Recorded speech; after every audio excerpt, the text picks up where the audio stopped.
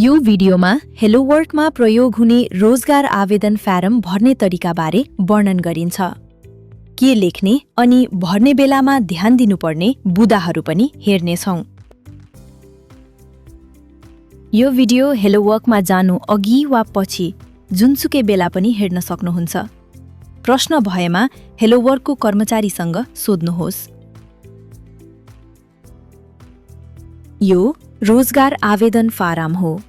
रोजगार आवेदन फारमको आधारमा हेलो वर्कले तपाईको विवरण दर्ता गर्छ अनि तपाईलाई उपयुक्त हुने काम खोज्न सहयोग गर्छ। यो भिडियो हेर्दै रोजगार आवेदन फारम भर्नुहोस्। व्याख्या भइरहेको ठाउँ स्क्रिनको पहिलो रङको भाग हो। नबुझेका कुराहरू हेलो वर्कका कर्मचारीसँग सोध्दै लेख्नुहोस्। अहिलेलाई बुझेको जति मात्र लेख्नुहोस्। रोजगार आवेदन फारममा तपाईको ठेगाना, फोन नम्बर आदि व्यक्तिगत विवरण र शैक्षिक योग्यता, अन्य योग्यता, हालसम्मको कामको अनुभव लेख्नुपर्छ। अग्रिम रूपमा तयारी गर्नुहोस्। सफा र स्पष्ट अक्षरमा लेख्नुहोस्। गल्ती भएमा 2 वटा रेखा तानेर काट्नुहोस् अनि छेउबाट लेख्नुहोस्। सुरुमा नाम लेख्नुहोस्। फुरिगाना लेख्दा काताकाना मा लेख्नुहोस्। पासपोर्ट, रेजिडेन्स कार्ड वा बिमा कार्ड आदि हेरेर लेख्नुहोस्। लेख्न नसक्ने अक्षर भएमा रोमन अक्षर प्रयोग गर्न सकिन्छ। फुरिगाना भनेको नाम पढ्ने तरिका हो। लिङ्ग पुरुष, महिला वा भन्न चाहन्नबाट छनौट गर्नुहोस्। जन्म मिति लेख्दा साल, महिना, तारिखको क्रममा लेख्नुहोस्। कोष्टकभित्र उमेर लेख्नुहोस्। अपाङ्गता भएको छनौट गरेमा अपाङ्ग व्यक्तिको लागि उपयुक्त काम खोजिनेछ। स्नातक तह उत्तीर्ण भए तापनि कामको अनुभव नभएको व्यक्ति भनेको स्नातक पास वा अध्ययन पूरा गरेको समयदेखि एकपटक पनि काम नगरेका व्यक्ति। लागू हुने व्यक्तिले टिक लगाउनुहोस्।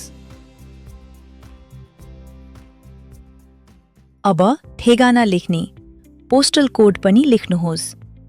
भवन तथा अपार्टमेन्टको नाम र कोठा नम्बर पनि लेख्नुहोस्। यो ठेगाना हेलो वर्कले तपाईसँग सम्पर्क गर्न प्रयोग गरिनेछ।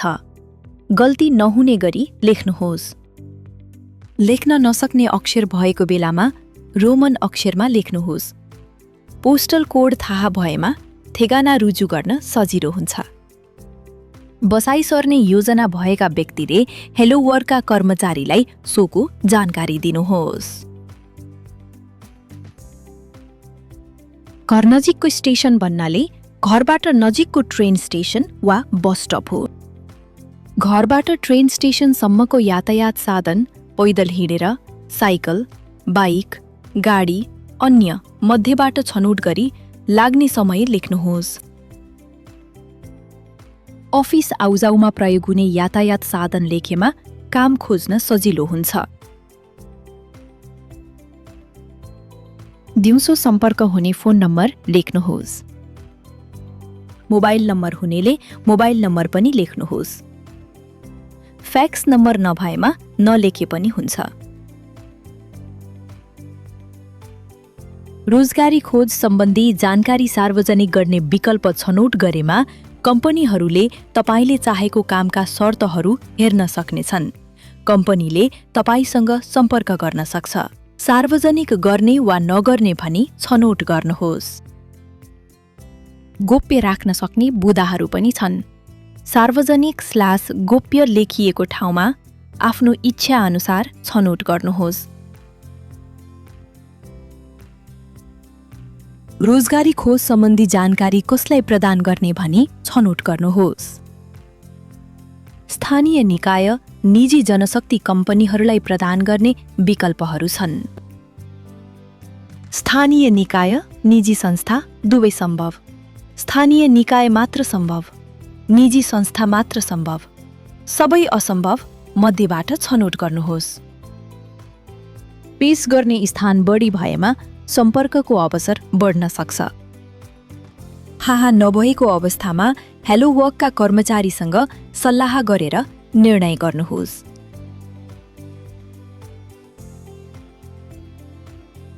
आवेदन फारममा सार्वजनिक र गोप्य चिन्ह भएका महल पनि छन्। सार्वजनिक छनौट गरेमा कम्पनीहरूले तपाईको जानकारी हेर्न सक्छन्। कुन जानकारी देखाउने भन्ने कुरा आफैले छान्न सक्नुहुन्छ। सार्वजनिक गोप्य मध्ये एक छनौट गर्नुहोस्। यो जानकारी रोजगारी सम्बन्धी जानकारी सार्वजनिक गर्ने विकल्प छनौट गरेका व्यक्तिले मात्र भर्नुपर्छ। इच्छा नभएमा छान्नु आवश्यक छैन। हेलो वर्कबाट हुलाक, फोन, मोबाइल, फ्याक्स मध्ये कुन माध्यमबाट सम्पर्क चाहनुहुन्छ सो विकल्प छनौट गर्नुहोस्। सम्पर्क गर्न नचाहेमा सम्पर्क नगर्नुहोस् विकल्प छनौट गर्नुहोस्। फुल टाइम, पार्ट टाइम वा सिजनल काम मध्येबाट छनौट गर्नुहोस्। करार अवधि सम्बन्धी चाहना हुने व्यक्तिले अवधि निश्चित नभएको, 4 महिना भन्दा बढीको अवधि भएको, 4 महिना भन्दा कमको अवधि भएको, दैनिक ज्यालादारी वा 1 महिना भन्दा कम मध्ये एउटामा टिक लगाउनुहोस्। इच्छाको बारेमा अहिले सोचिरहेको कुरा लेखी हुन्छ। स्थायी कर्मचारी बन्न इच्छुक व्यक्तिले स्थायी कर्मचारी बन्न इच्छुकमा टिक लगाउनुहोस्। डिस्प्याच वा ठेक्कामा काम गर्न सक्ने व्यक्तिले सो बुदामा पनि टिक लगाउन सक्नुहुन्छ। इच्छित काम लेख्नुहोस्। कामको प्रकार र गर्न चाहेको कामको विवरण छोटकरीमा लेख्नुहोस्। अनुभव छैन, 3 वर्षभन्दा कम, 3 वर्ष वा सो भन्दा बढी। 3 वटा विकल्पबाट अनुभव भएको वा नभएको एउटामा टिक लगाउनुहोस्। आफ्नो अनुभवसँग मेल खाने एउटा छनौट गर्नुहोस्। इच्छुक कामको बारेमा अहिले सोचिरहेको कुरा लेखे हुन्छ, पछि परिवर्तन गर्न सक्नुहुन्छ। कामको प्रकारको बारेमा निर्णय गर्न गाह्रो भएको बेलामा सक्ने कुराबाट काम खोज्नुहोस्। कामको विवरणको बारेमा छोटकरीमा लेख्नुहोस्। काम गर्ने समयको सम्बन्धमा कुनै इच्छा हुने व्यक्तिले 6 मा टिक लगाउनुहोस्। काम सुरु गर्ने समय र काम समाप्त हुने समय लेख्नुहोस्। पार्ट टाइममा काम गर्न चाहेको व्यक्तिले एक दिन कति घण्टा वा हप्तामा कति दिन भनी लेख्नुहोस्। रातिको काम सिफ्टको लागि क्रमशः जे भए पनि हुन्छ, सम्भव असम्भव मध्येबाट छनौट गर्नुहोस्। कुनै माग नभएको व्यक्तिले छैनमा टिक लगाउनुहोस्। बच्चा हेरचाह आदिको कारणबाट काम गर्ने समयको बारेमा कुनै शर्तहरू भए हेलो वर्क कर्मचारीलाई सो कुरा बताउनुहोस्। चाहिएको बिदा दिन लेख्नुहोस्। सोमबारदेखि शनिबार सार्वजनिक बिदा छनौट गर्न सक्नुहुन्छ। बिदा लिन चाहेको बार निश्चित भएको व्यक्तिले टिक लगाउनुहोस्। जापानको सार्वजनिक बिदाको दिन काम गर्न नसक्ने व्यक्तिले बिदामा बस्ने इच्छा व्यक्त गर्न पनि सक्नुहुन्छ। फुल टाइम काम गर्न इच्छुक व्यक्तिले हप्तामा 2 दिन बिदा व्यवस्थाको बारेमा प्रत्येक हप्ता अन्य शर्त छैनबाट छनौट गर्नुहोस्। काम गर्न इच्छुक स्थान लेख्नुहोस्। आउजाउ गर्ने माध्यम पनि छनौट गर्नुहोस्। यातायातको साधन पैदल हिँडेर, ट्रेन, गाडी, बाइक, साइकल, बस मध्ये कुनै एक छनौट गरी कति मिनेटभित्रको काम गर्ने स्थान चाहेको हो सो कुरा लेखेमा काम खोज्न सजिलो हुन्छ। आउजाउ गर्न सकिने क्षेत्र थाहा भएमा काम खोज्न सजिलो हुन्छ। आउजाउ गर्न सकिने क्षेत्र साँघुरो भएमा रोज्न सकिने काम कम हुन पनि सक्छ। कति मिनेटभित्र भनेको एकतर्फी यात्राको अनुमानित समय हो। टाढा भएमा आउजाउ गर्ने कार्यबोझ हुने भएकोले आउजाउ गर्न सक्ने क्षेत्रको बारेमा विचार गर्नुहोस्। गाडीबाट अफिस आउजाउ गर्न इच्छुक व्यक्तिले निजी गाडीबाट आउजाउको चाहना छ छनौट गर्नुहोस्। घरबाट काम गर्न इच्छुक व्यक्तिले 6 मा टिक लगाउनुहोस्। मोफसल क्षेत्रमा काम गर्न चाहेको व्यक्तिले इच्छुक प्रिफेक्चरको नाम लेख्नुहोस्। 3 वटासम्म लेख्न सक्नुहुन्छ। बसाइसराई वा विदेशमा काम गर्न सक्ने व्यक्तिले सम्भव छनौट गर्नुहोस्।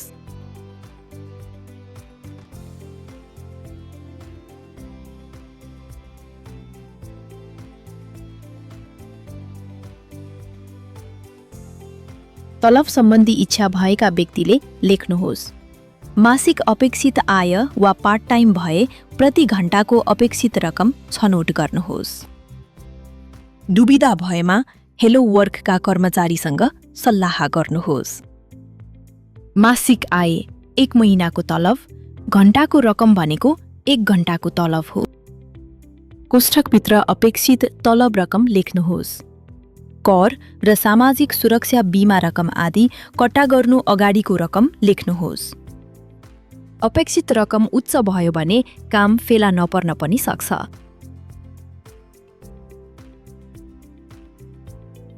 परिवारको बारेमा लेख्नुहोस्।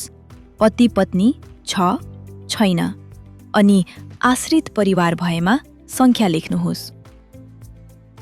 कामको लागि सावधानी अपनाउनु पर्ने केही कुरा भएमा लेख्नुहोस्। सानो बच्चा वा नर्सिङ केयर चाहिने परिवार भएको अवस्थामा 6 मा टिक लगाउनुहोस्। परिवारको कारणबाट काम गर्ने समयमा सीमाबन्धन भएको जस्ता विशेष सुविधा चाहिएको बेलामा नहिचकिचाइकन लेख्नुहोस्।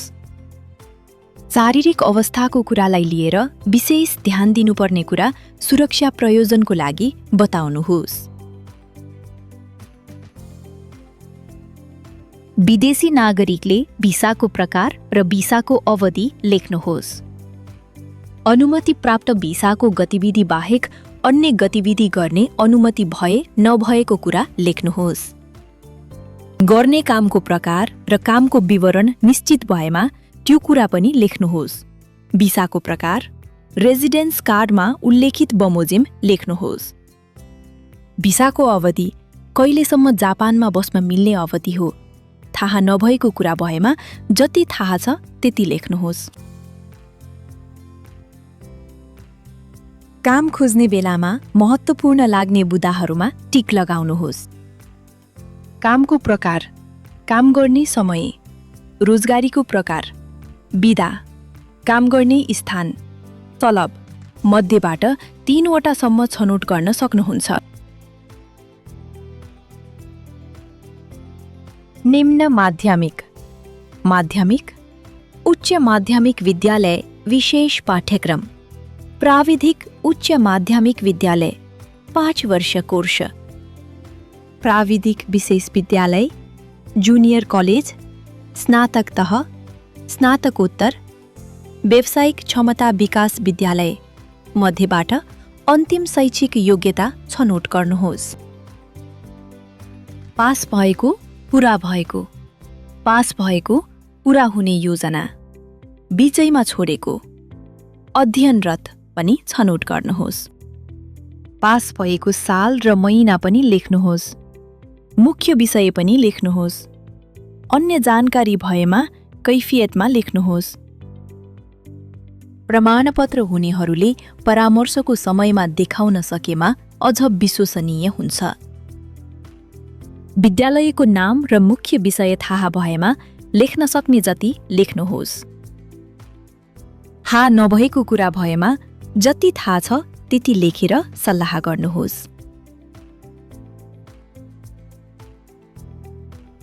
व्यावसायिक तालिम लिएका व्यक्तिले लेख्नुहोस्। काममा उपयोगी हुने तालिम लिएको भएमा लेख्दा राम्रो हुन्छ। तालिम दिएको संस्थाको नाम, कोर्सको विवरण र अवधि लेख्नुहोस्। व्यावसायिक तालिम नलिएको भए केही पनि नलेखे पनि हुन्छ। जापानमा प्रयोग गर्न सकिने लाइसेन्स र अन्य योग्यताको बारेमा लेख्नुहोस्। ड्राइभिङ लाइसेन्स छ वा छैनमा टिक लगाउनुहोस्। म्यानुअल अटो दुवै चलाउन सकिने भए सीमित छैन, अटो मात्र चलाउन सकिने भए एटी मात्र छनौट गर्नुहोस्। यसका अतिरिक्त रोजगारीमा उपयोगी हुने कुनै योग्यता भए योग्यताको नाम र प्राप्त गरेको साल र महिना लेख्नुहोस्। प्रमाणपत्र भएको व्यक्तिले परामर्शको समयमा देखाउन सकेमा अझ विश्वसनीय हुन्छ। विदेशी नागरिकले जापानी भाषा क्षमता परीक्षा JLPT पास गरे वा नगरेको स्थिति लेख्नु पनि प्रभावकारी हुन्छ। कम्प्युटर चलाउन सक्ने व्यक्तिले चलाउन आउने सफ्टवेयरहरू लेख्नुहोस्। वर्ड प्रोसेसिङ, स्प्रेडसिट, प्रेजेन्टेसन आदि। हरेक सफ्टवेयर चलाउन सकिने वा नसकिने बारेमा लेख्नुहोस्। चलाउन सकिने सफ्टवेयर एउटा मात्र लेखे पनि कामको अवसर बढ्न सक्छ। आत्मविश्वास नभएमा नलेखे पनि हुन्छ। हालसम्म अनुभव बटुलेका कामको बारेमा लेख्नुहोस्। सबैभन्दा पछिल्लो कामबाट क्रमिक रूपमा लेख्नुहोस्। कामको विवरण छोटकरीमा राख्नुहोस्। जति सम्झेको छ त्यति लेख्नुहोस्। पार्ट टाइम र छोटो अवधिको कामको बारेमा पनि लेख्न सक्ने जति लेख्नुहोस्।